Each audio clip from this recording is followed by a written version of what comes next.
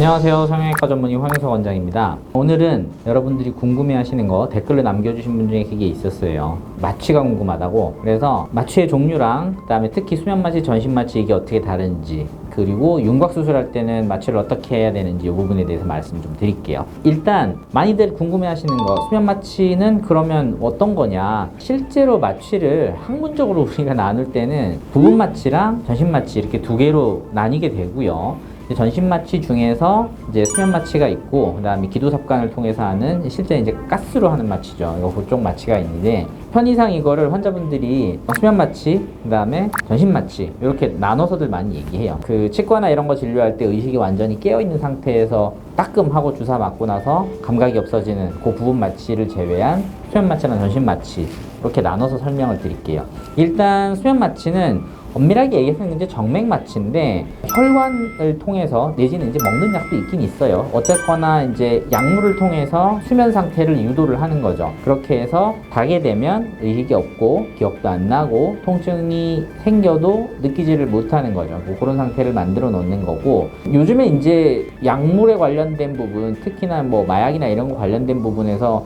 많이들 나와서 이름 같은 걸 아실 거예요. 항정신성 의약품, 요거 내지는 마약으로 분류되는 약들 중에서 이제 수면 마취에 쓰이는 정맥 마취제들이 있어요. 케타민, 미다졸람, 그리고 프로포폴 이런 것들이 좀 알려져 있고, 쓰는 방법들이랑 실제 효과랑 그리고 부작용 같은 거 조금씩 다른데 어쨌건 간에 의식을 없애는 거죠. 그러니까 자게 만드는 약이에요. 말 그대로 수면 마취가 되는 거고요. 그 다음에 그거 대비해서 전신 마취도 똑같이 자는 거예요. 이제 수면을 유도하는 건데 약물의 투입 경로가 다르다고 저희가 설명을 해요. 하나는 정맥을 통해서 혈관으로 마취약을 준다고 하면 전신 마취대는 가스로 마취를 하는 거예요. 그렇기 때문에 인공호흡기를 통해서 마취약이 들어갔다 나오게 만드는 거고, 이거는 마취 기계를 만지고 그다음에 그 가스의 분율이라 그러는데 농도랑 이런 거를 조절하고 산소랑 이런 거를 맞출 수 있는 전문적인 선생님, 그러니까 마취과 전문의 선생님이 계셔야지만 이 기계를 만질 수 있고요. 저희 병원 같은 경우는 마취과 전문의 선생님이 계세요. 전담으로 해주시는 분이 계시기 때문에 그분이 마취를 해주시면 저는 수술에만 이제 집중을 할 수 있는 이런 시스템이 돼 있는 거죠. 두 마취 모두 중요한 거는 마취가 돼 있는 와중에도 호흡이 유지가 돼야 되고, 그러니까 산소가 공급이 잘 돼야 되고, 그런 부분에서 이걸 이제 모니터링하는 시스템이 돼 있어야 되는데, 산소 분압이라 그래요. 이걸 이제 손가락이나 아니면 발가락 이런 부분에서 혈액에 얼마의 산소가 잘 녹아서 이게 뇌로 몸으로 잘 가고 있는지 모니터링할 수 있는 그런 시스템이 잘 갖춰져 있어야 되고, 당연한 건데 그런 부분들이 이제 왔다 갔다 조절이 안 될 때는 그거에 맞춰서 대응을 잘 해야 된다는 거, 그런 부분도 알고 계시면 좋을 것 같죠.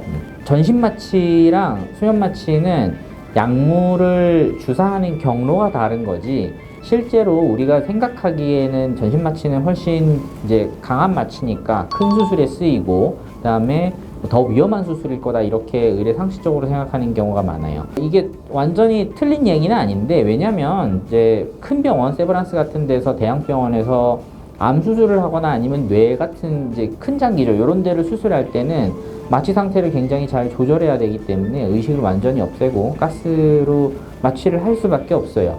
근데 그거 대비로 윤곽 수술할 때 전신 마취를 하는 거에 대해서, 그 윤곽 수술도 뼈 수술이고 수술이 크니까 전신 마취를 한다라고 이래 생각하기 마련인데, 이게 사실 반은 맞고 반은 틀린 얘기인 거죠. 실제 뼈 수술 자체가 작은 수술은 아니에요. 간단한 수술은 아니지만 그렇다고 꼭 마취를 깊게 그렇게 유지를 하고 유도를 해야 될 만큼 엄청나게 큰 수술도 사실 아니거든요.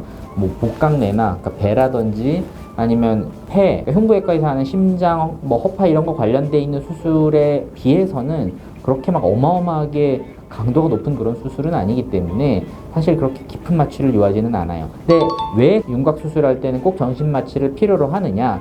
이건 이제 수술의 부위에 의한 문제 때문에 그런 건데, 윤곽 수술을 할 때는 흉터가 안 보여야 되잖아요.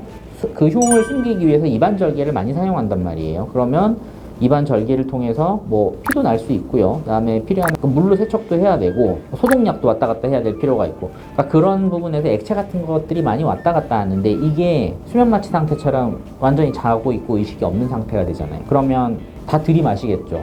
살에 걸릴 거고 잘못하면 굉장히 위험한 일이 생길 수가 있어요. 흡입하게 되면.